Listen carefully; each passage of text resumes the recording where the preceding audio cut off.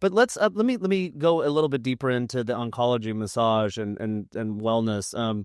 Are you guys using like research? Or are you doing your own research? Where's the information coming from where you're helping make this not a taboo thing? Like I'm sure it still might be, and you guys are removing this taboo, and you're helping people that really, some of the people that need it the most.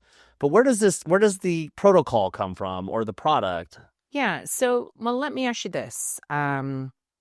What is your take on having a massage if you're going through cancer treatment? What do you believe to be true in the world of consumership right now? Just out of It interest. spreads the cancer around the body. Okay, very good. And please know I didn't ask you to say that. Yeah, yeah. But that is the absolute myth that we're all raised on.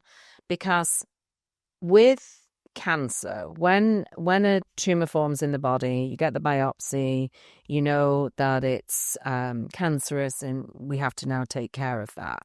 The only way that can spread around the body is through a very complex chemical process called metastasis, and only your body can do that.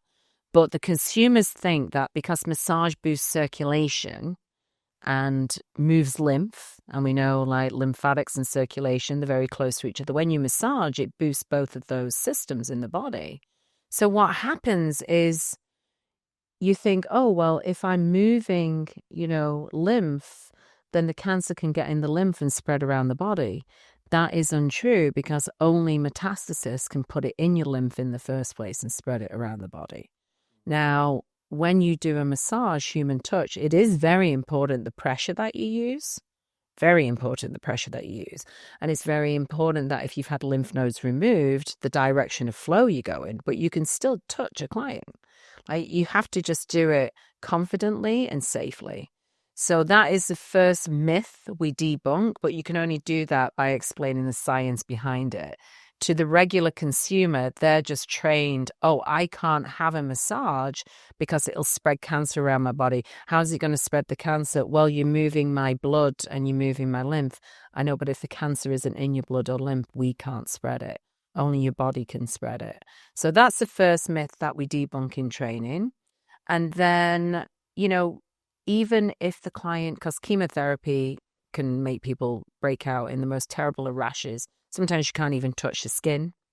So you can do energy work now. You can do Reiki. You can lay your hands on someone. You can do scalp. You can do feet, reflexology. You can do scalp massage. You can do Reiki, hands-on, energy medicine. There's so many options. The last thing you should do is turn people away from spas. That is the movement. Forget about the training for a minute. Forget about the education. It's important, but it really is a movement. Stop turning people away from spas, because we as therapists and estheticians, not only can we improve the skin, we can improve the mindset. We can improve how that client feels for the day. Like when you're having all these oncology appointments, let's say you've got radiation in the morning, chemotherapy on this day, doctor visit on this day. It's just a bunch of appointments. It's a blur. I've had clients tell me that the one appointment they look forward to the most is with their esthetician or their massage therapist. Why?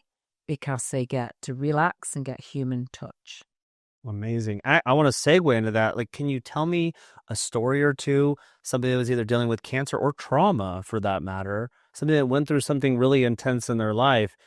And have you helped people? Have you seen them transition from when they first come in, their energy, their being? Have they said anything to you like, wow, I feel completely transformed? Do you have any stories like that? Not mentioning any names, but maybe just share a few things about them. Yeah, I'll try not to choke up on this story because it does get me, but I remember the year so well. I remember the place. It was 2018. It was in the UK, and we were running a 3-day clinic for training. And this woman walked in one day, and she was very nervous. She was very shy.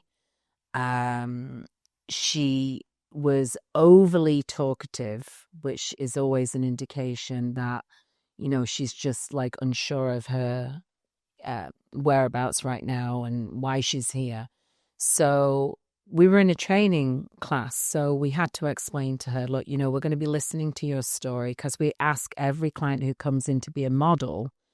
because we don't have therapists work on each other. We have them work on clients who are actually in treatment or post-treatment. So this one woman came in and she was only in her 40s and she'd been through about 10 rounds of chemo. She'd been through radiation. She'd had what's called reconstruction, on her breasts. And basically she was really upset. And when we asked her about her story, what came out, and didn't prepare us all for the class. Like, she basically said, not only had she gone through all this, but her husband had left her, couldn't deal with it. So now she was on her own. Nobody had touched her in 5 years. She felt like she looked like Frankenstein because they'd botched up the surgery a couple of times. She was scared to take off her top to have a facial in front of us. There were so many elements. And I can speak about this confidently to you right now, but at the time, in that setting, the empathy that pulls from you when you're listening to these types of stories, and all you want to do is just change their life right there and then. We got her onto that table and we changed her life. We just changed her life that day. It was absolutely beautiful. She got off that table and she said, I've never felt so alive. She'd lost complete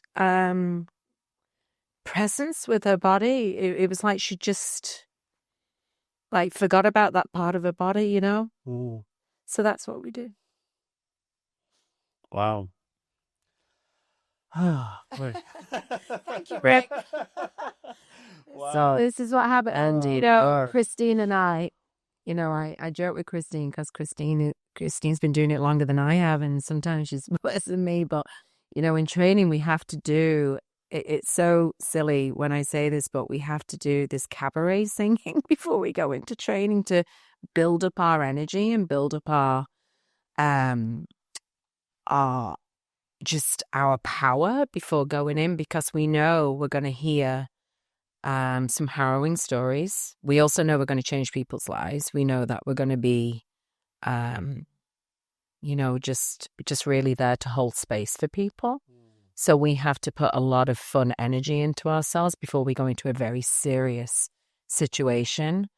But yeah, we have to keep it together as educators, because when you've got a class of 10, 15 people that you're training, you can't be, it's hard, but you listen to these stories and you just have to remember why you're there. And it's compassionate care. That's why we're there. Great story. Wow.